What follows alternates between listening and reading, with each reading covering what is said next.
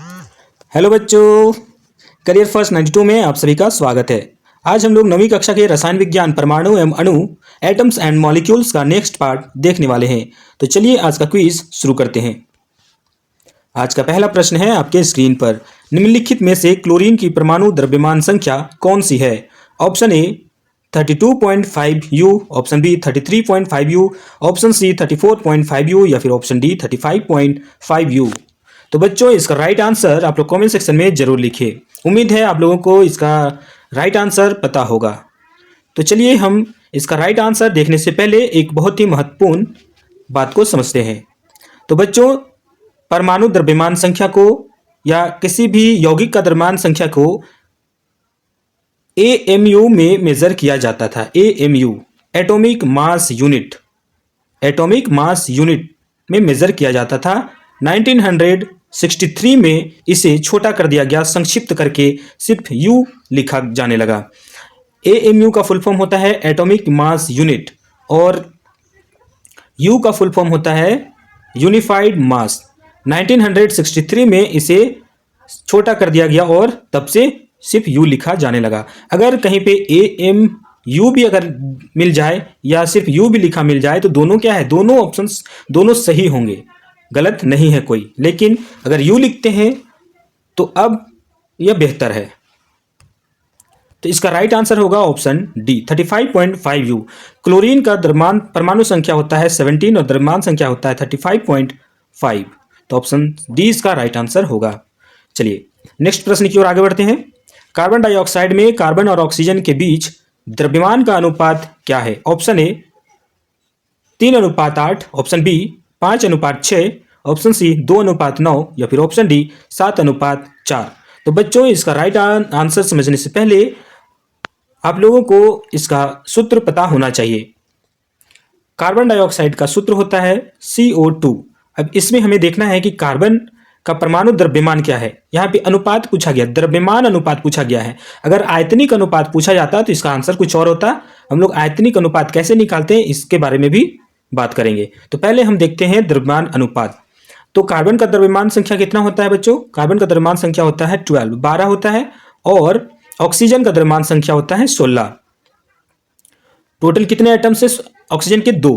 तो इस तरह हम देखते हैं, इसे अगर हम डिवाइड कर दें तो क्या हो जाएगा, 6 2 12 और इधर 6 बच जाएगा और 16 हो जाएगा। अगर 3 2 हम 6 लिख सकते हैं और 8 2 16 लिख सकते हैं। तो बच्चों क्या इसका अनुपात क्या आता है, रेशियो क्या आता है? 3:8 आता है। तो ऑप्शन ए इसका राइट आंसर होगा 3:8। तो कार्बन डाइऑक्साइड में कार्बन और ऑक्सीजन के बीच परमाणु द्रव्यमान का अनुपात क्या होगा? द्रव्यमान का अनुपात है 3:8।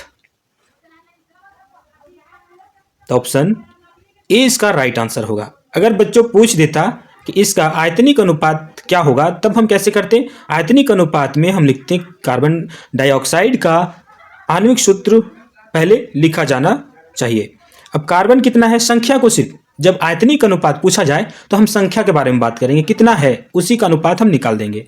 जैसे कार्बन 1 है तो कार्बन के तरफ 1 लिखेंगे और अनुपात का साइन लगाएंगे। ऑक्सीजन कितना है, ऑक्सीजन कितने एटम है, 2 है तो इधर 2 लिख देंगे। यही इसका आयतनिक अनुपात हो जाएगा। लेकिन अगर द्रव्यमान अनुपात पूछा जाए तो हम द्रव्यमान संख्या की बात करेंगे। तो उम्मीद है बच्चों आप लोगों को समझ में आ गया होगा। तो इसका राइट आंसर होगा ऑप्शन ए 3:8। चलिए नेक्स्ट प्रश्न की ओर आगे बढ़ते हैं। सल्फेट के बहुपरमाणुक आयनों का प्रतीक क्या है? Option A SO4 2-, option B SO2 2-, option C SO3 2-, या फिर ऑप्शन डी SO4 2-। तो बच्चों इसका राइट आंसर देने से पहले हमें एक छोटी सी बात समझनी होगी। तो सबसे पहले हम एक ऐसे यौगिक का उदाहरण लेते हैं जिसमें SO4 2- आयन हमें देखने को मिलता है। मान लिया जाए कि वह सूत्र है, वह यौगिक है H2SO4 सल्फ्यूरिक अम्ल। बच्चों सल्फ्यूरिक अम्ल को जब वाटर में डिसॉल्व किया जाएगा तो क्या है, ये क्या है, सल्फ्यूरिक अम्ल एक स्ट्रॉन्ग एसिड है। अब इसे वाटर में हम डिसॉल्व करेंगे तो क्या होगा, 2H+ आयन मिलेंगे, 2H+ आयन मिलेंगे, 2 प्रोटॉन मिलेंगे और SO4 2- आयन मिलेंगे। यहाँ पे 2 आयन मिल गया, एक केटायन और एनायन। तो H प्लस की बात यहाँ पे नहीं हो रही है, यहाँ पे SO4 2 माइनस की बात हो रही है। तो इसे हम क्या कहते हैं, सल्फेट आयन कहते हैं। तो सल्फेट के बहुपरमाणुक आयनों का प्रतीक क्या है, तो SO4 2 माइनस। तो बच्चों इसका राइट आंसर क्या होगा, ऑप्शन ए इसका राइट आंसर होगा। SO4 2 minus ion sulphate ion में बहुपरमाणुक आयनों का प्रतीक है। ऑप्शन ए इसका राइट आंसर होगा। चलिए नेक्स्ट प्रश्न की ओर आगे बढ़ते हैं। ऑक्साइड आयन का प्रतीक क्या है, option A O2 plus, option A O2 plus, option B O3 plus, option C O2 minus या फिर ऑप्शन डी O माइनस। तो बच्चों इसका राइट आंसर होगा option C O2 minus. Oxide का राइट आंसर क्या होगा, ऑप्शन सी। चलिए नेक्स्ट प्रश्न की ओर आगे बढ़ते हैं। वह भारतीय दार्शनिक कौन है जिसने सबसे पहले परमाणु की अवधारणा प्रस्तुत की, ऑप्शन ए अरस्तु, ऑप्शन बी महर्षि कणाद, ऑप्शन सी डेमोक्रिटस या फिर ऑप्शन डी सुकरात। प्रश्न फिर से, वह भारतीय दार्शनिक कौन है जिसने सबसे पहले परमाणु की अवधारणा प्रस्तुत की। परमाणु का जो कॉन्सेप्ट है इसे सबसे पहले किसने दिया था। मॉडल की बात नहीं हो रही है, सिर्फ कॉन्सेप्ट की बात हो रही है, अवधारणा की बात हो रही है। मॉडल किसने प्रस्तुत किया, तो इसका राइट आंसर कुछ और हो जाएगा, है ना। हम देखेंगे, हो सकता है नेक्स्ट प्रश्न आ जाए। तो यहाँ पर बात करेंगे कि सबसे पहले परमाणु का जो कॉन्सेप्ट है, अवधारणा है, इसे किसने दिया, तो इसका राइट आंसर होगा ऑप्शन बी महर्षि कणाद। महान भारतीय दार्शनिक थे जिन्होंने परमाणु की अवधारणा प्रस्तुत की थी। ऑप्शन बी इसका राइट आंसर होगा। चलिए नेक्स्ट प्रश्न की ओर आगे बढ़ते हैं। किस शताब्दी में भारतीय दार्शनिक पकुदा कात्यायन ने परमाणुओं की अवधारणा और पदार्थ के विभिन्न रूपों के निर्माण में उनकी भूमिका पर विस्तार से चर्चा की। तो बच्चों इसका राइट आंसर क्या होगा, आप लोग एनसीईआरटी बुक पढ़ेंगे तो इसका राइट आंसर आप लोगों को पता चल जाएगा। ऑप्शन ए 4वीं शताब्दी ईसा पूर्व, ऑप्शन बी 5वीं शताब्दी ईसा पूर्व, या फिर ऑप्शन सी 18वीं सदी, या फिर ऑप्शन डी 19वीं सदी। तो बच्चों इसका राइट आंसर होगा ऑप्शन बी 5वीं शताब्दी ईसा पूर्व या 500 सदी ईसा पूर्व, है ना। तो इसका राइट आंसर होगा ऑप्शन बी। चलिए नेक्स्ट प्रश्न की ओर आगे बढ़ते हैं। डेमोक्रिटस और ल्यूसिपस ने पदार्थ की विभाज्यता के बारे में क्या सुझाव दिया था। ऑप्शन ए पदार्थ को अनंत रूप से विभाजित किया जा सकता है, ऑप्शन बी पदार्थ को छोटे अविभाज्य कणों में विभाजित किया जा सकता है जिन्हें परमाणु कहा जाता है, ऑप्शन सी पदार्थ को बिल्कुल भी विभाजित नहीं किया जा सकता, बांटा नहीं जा सकता, या फिर ऑप्शन डी पदार्थ पृथ्वी, जल, वायु और अग्नि से बना है। तो बच्चों इसका राइट आंसर होगा ऑप्शन बी पदार्थ को छोटे अविभाज्य कणों में विभाजित किया जा सकता है और उन छोटे कणों को पदार्थ कहते हैं। ऑप्शन बी इसका राइट आंसर होगा। चलिए नेक्स्ट प्रश्न की ओर आगे बढ़ते हैं। एंटोनी लवाइजियर को रसायन विज्ञान में दो महत्वपूर्ण सिद्धांतों की स्थापना के लिए जाना जाता है। यह सिद्धांत क्या है। क्वेश्चन फिर से, एंटोनी लवाइजियर को रासायनिक विज्ञान में दो महत्वपूर्ण सिद्धांतों की स्थापना के लिए जाना जाता है। यह सिद्धांत क्या है। ऑप्शन ए गुरुत्वाकर्षण का नियम और गति का नियम, ऑप्शन बी द्रव्यमान के संरक्षण का नियम और स्थिर संघटन का नियम, ऑप्शन सी सापेक्षता का सिद्धांत और उष्मागति का नियम, या फिर ऑप्शन डी आकर्षण का नियम और अपवर्तन का नियम। तो बच्चों इसका राइट आंसर देने से पहले आप लोग ये समझें कि हमारे जो एनसीईआरटी बुक है क्लास 9th में, तो उसमें दो नियम को पढ़ना है ना। रासायनिक संयोजन के नियम के नाम से जाना जाता है, और भी नियम है लेकिन क्लास 9th में दो ही नियम को पढ़ना है। पहला नियम है द्रव्यमान संरक्षण का नियम और दूसरा है स्थिर अनुपात का नियम। तो बच्चों उम्मीद है समझ में आ गया होगा। आप लोग एनसीईआरटी का पेज नंबर एनसीईआरटी में आप लोग एक बार जरूर पढ़े, वहां पे स्पष्ट रूप से दिया गया है कि दो को ही पढ़ना है ना। तो गुरुत्वाकर्षण का नियम और गति का नियम यह तो फिजिक्स का है, फिजिक्स से संबंधित है और रसायन विज्ञान से पूछा गया तो ऑप्शन नहीं हो सकता।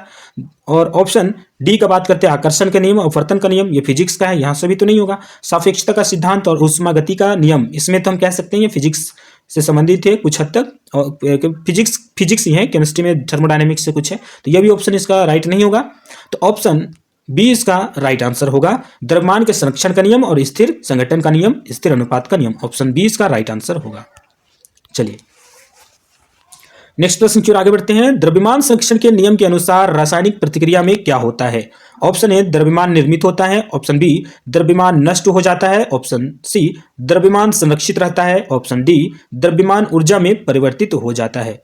तो बच्चों इसका राइट आंसर क्या होगा आप लोग कमेंट सेक्शन में जरूर लिखें। तो बच्चों रासायनिक संयोजन के नियम पढ़नी है और क्लास 9th में 2 ही पढ़नी है। तो पहला है द्रव्यमान संरक्षण का नियम और दूसरा है स्थिर अनुपात का नियम। तो बच्चों सबसे पहले समझते हैं कि द्रव्यमान संरक्षण का नियम क्या होता है। किसी भी रासायनिक अभिक्रिया में जो प्रतिकारक होते हैं, रिएक्टेंट्स होते हैं, वे पार्टिसिपेट करते हैं और प्रोडक्ट्स का फॉर्मेशन करते हैं। अगर कोई रिएक्टेंट्स पार्टिसिपेट कर रहा है, उसमें जितने भी एटम्स मौजूद है, किसी भी मॉलिक्यूल में जो रिएक्शन में पार्टिसिपेट कर रहे हैं, उसमें कितने एटम्स हैं रिएक्टेंट साइड में और प्रोडक्ट साइड में कितने एटम्स होंगे, दोनों तरफ रासायनिक अभिक्रिया में भाग लेने वाले रिएक्टेंट्स और बनने वाले प्रोडक्ट्स, दोनों तरफ एटम्स का जो द्रव्यमान है वो क्या होना चाहिए? सेम होना चाहिए, बराबर होना चाहिए। यही द्रव्यमान संरक्षण का नियम कहता है। या फिर कुछ और एक तरीके से समझ सकते हैं कि रासायनिक अभिक्रिया में जो भाग लेते हैं वे प्रतिकारक और बनने वाले प्रतिफल का द्रव्यमान ना तो नष्ट किया जा सकता है और ना ही उत्पन्न किया जा सकता है। ये कहता है द्रव्यमान संरक्षण का नियम। हम एक उदाहरण से इसे समझते हैं। तो बच्चों उम्मीद है आप लोग इसका राइट आंसर अभी तक दे चुके होंगे। वीडियो को पॉज करें, अपना आंसर कमेंट सेक्शन में लिखें। लेकिन हमें इससे पहले समझना है कि द्रव्यमान संरक्षण का नियम क्या है। तो एक छोटा सा उदाहरण हम ले लेते हैं। द्रव्यमान संरक्षण के नियम में मान लिया जाए कि हमारे पास एक उदाहरण है H2O, जल है, और ये जब हम इसे क्या करते हैं, डिसोसिएट करते हैं, तो जल डिसोसिएट करके H2 और O2 का फॉर्मेशन करता है। ठीक है, अब यहाँ पे हमें देखना है रिएक्टेंट साइड में कितने एटम्स हैं हाइड्रोजन के। 2 हाइड्रोजन के एटम्स हैं और प्रोडक्ट साइड में भी 2 है। चलिए यहाँ पे तो ठीक है, लेकिन रिएक्टेंट साइड में हम देखते हैं कि एक ही ऑक्सीजन है, एक ऑक्सीजन है, और प्रोडक्ट साइड में 2 ऑक्सीजन है। अब देखिए यहाँ पे ज्यादा हो गया, और नियम क्या कहता है कि ना तो उत्पन्न किए जा सकते हैं और ना ही नष्ट किए जा सकते हैं। यहाँ तो उत्पन्न हो गया, ज्यादा हो गया, तो अब हम क्या करेंगे, इधर ज्यादा करेंगे, रिएक्टेंट साइड में हम 2 से इसे गुना कर देंगे। अब देखते हैं प्रोडक्ट साइड में भी क्या है, इधर 2 ऑक्सीजन है और यहाँ भी 2 ऑक्सीजन हो गया। अब बात करते हैं ऑक्सीजन हाइड्रोजन का। तो टोटल यहाँ पे कितना होगा, 2 दूनी 4 हाइड्रोजन ये साइड में होंगे, लेकिन ये साइड में कितने, 2 ही हाइड्रोजन है। अब यहाँ पे क्या हो गया, कम हो गया, तो नियम के खिलाफ ये भी चला गया। अब हम क्या करते हैं, हाइड्रोजन के साइड में 2 लगा देते हैं, 2 दूनी 4, अब ये भी 4 हो गया। अब दोनों बराबर हो गया, हाइड्रोजन भी 4 हो गया और ऑक्सीजन इधर 2 ऑक्सीजन भी होंगे दोनों तरफ। तो बच्चों इस प्रकार देखते हैं कि रासायनिक अभिक्रिया क्या हो चुका है, संतुलित हो चुका है, बैलेंस्ड हो चुका है। तो हम ऐसे ही रासायनिक अभिक्रिया में रासायनिक समीकरण को संतुलित करने के लिए द्रव्यमान संरक्षण का नियम का पालन करते हैं। तो बच्चों उम्मीद है आप लोगों को द्रव्यमान संरक्षण का नियम समझ में आ गया होगा। अब बात करते हैं संक्षिप्त में कि जो दूसरा है स्थिर अनुपात का नियम। स्थिर अनुपात का नियम क्या कहता है कि कोई भी यौगिक है, मान लिया जाए हम H2O का ही बात करते हैं, ठीक है, बहुत ही साधारण सा उदाहरण है इसलिए हम H2O का बात करते हैं, कि कहीं से भी H2O प्राप्त हो सकता है, नल हो सकता है, नल का पानी हो सकता है, तालाब का पानी हो सकता है, ठीक है, तालाब का पानी हो सकता है, कुआं का पानी हो सकता है, कुआं का पानी हो सकता है, या फिर हम कह सकते हैं लैब प्रयोगशाला में भी बनाया जा सकता है, प्रयोगशाला में भी बना सकता है ना।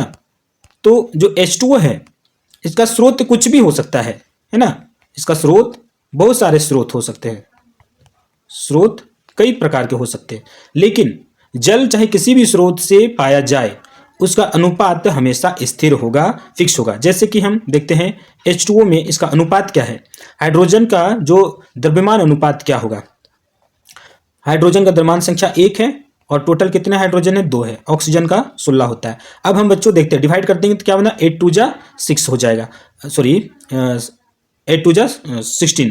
अब हम क्या करें, ये साइड में 1 आ जाएगा और इधर 8 आ जाएगा, 1:8 इसका रेशियो मिलकर के आता है। तो बच्चों चाहे हम जल को किसी भी स्रोत से पाए, चाहे प्रयोगशाला में बनाया जाए, नल से ले, तालाब से, समुद्र से, कहीं से भी अगर हमें जल मिले तो उसका अनुपात, द्रव्यमान अनुपात हमेशा क्या होगा, फिक्स होगा। यही कहता है स्थिर अनुपात का नियम कि ये यौगिक कहीं से भी प्राप्त किया जाए उसमें जो परमाणु होंगे उनका जो अनुपात होगा वो क्या होगा, हमेशा फिक्स होगा, स्थिर होगा, निश्चित होगा।